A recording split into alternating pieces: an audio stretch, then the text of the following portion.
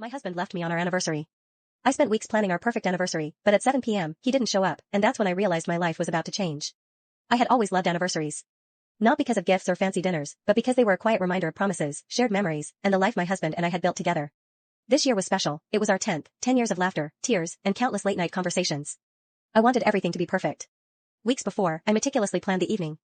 I took a day off work, bought fresh flowers, lit candles that smelled faintly of vanilla, and ordered our favorite dinner from the restaurant where we had our first date. I even prepared a handwritten letter, carefully folded in an envelope, telling him how much he meant to me. Every detail mattered because every detail carried love, care, and nostalgia. The morning of the anniversary, I woke up excited. I texted him, asking if he was ready for the evening. "Can't wait," he replied. His words made my heart flutter. All day, I prepared. The table was set, soft music played in the background, and the house smelled like love and anticipation. But as the clock approached 7 p.m., my excitement turned into worry. No call. No text.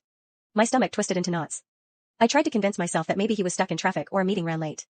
But the minutes dragged, each one heavier than the last. At 7:30, I called his phone. No answer. At 8 p.m., I called again. Still nothing. Finally, my phone rang, not his, but his colleague. My hands trembled as I answered. Hi, it's Mark. I think you should know, he's on a business trip. Left early this morning. Didn't want to tell you, Mark said hesitantly. My world stopped. A business trip? On our anniversary? Without a single word to me? I dropped the phone and sank onto the couch, staring at the candlelight flickering across the room. My eyes fell on the flowers, the carefully folded letter, the dinner I had prepared, all of it untouched, waiting for someone who wasn't coming. A wave of disbelief hit me, followed by heartbreak so intense it physically hurt. Tears streamed down my face. I tried to call him again, but it went straight to voicemail. Hours passed. I alternated between crying, pacing, and silently screaming into the emptiness.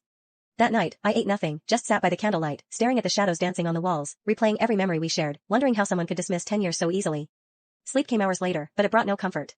The next morning, I sat at the table, my hands wrapped around a warm cup of coffee, replaying everything over and over. I realized something. The pain, the betrayal, the loneliness, they were all a signal. He didn't value me the way I deserved. 10 years of devotion deserved acknowledgement, not neglect. By mid-morning, I made a decision. I would not wait for an apology I might never get. I would not let his absence define my happiness. I gathered my things, packed the letter I had written, and sat down to pen a new note for myself. I am enough. I am worthy. I deserve to be celebrated every day, not just on the calendar. Weeks later, I began rebuilding.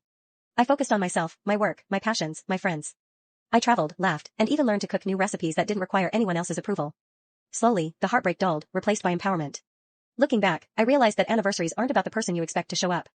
They're about celebrating yourself, your growth, and the love you give and receive in all forms. That night of disappointment became the turning point of my life. I didn't just survive, I thrived. I discovered strength I never knew I had and a sense of self-worth that no one could take away. Sometimes, the people you expect to cherish you the most are the ones who leave, and when they do, you finally learn to love yourself fully. If you made it this far, like, comment, and subscribe for more.